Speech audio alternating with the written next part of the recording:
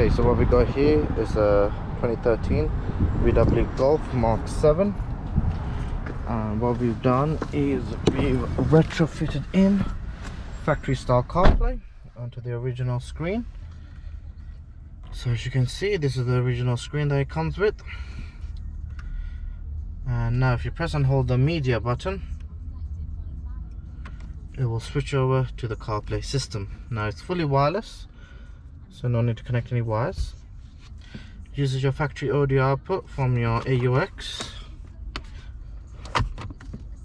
and you can use the factory touchscreen as well if your car has touchscreen, or you can use the control knob to control that as well.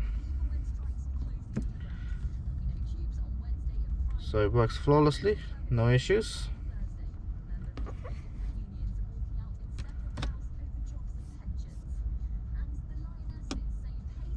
Sound comes with the original system as well. Focused on this summer's World Cup. England's defender Lucy Bronze says the whole team feels it. And you can always switch back to your original system by holding the media button, and it will switch over.